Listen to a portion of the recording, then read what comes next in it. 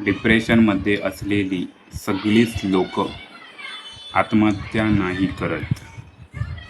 ही आतून मेलेली माणसे दिवसभर हसरा चेहरा घेऊन फिरतात.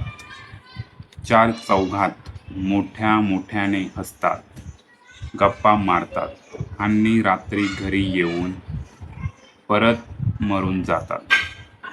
त्यांना मनातील आक्रोश जसाच्या तसा कधी सांगताच येत नाही. तुफानात वटवृक्ष उमळून पडावा अशी कोसळून जातात, पण कुणाला त्यांचा पत्ताच नसतो.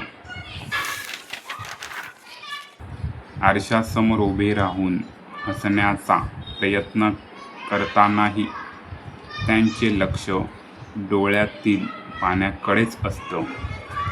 रात्री ऊस बदलत झोपी जाण्याचा प्रयत्न पहाटेपर्यंत चालतो आणि एका क्षणी ती गाढ झोपून जातात.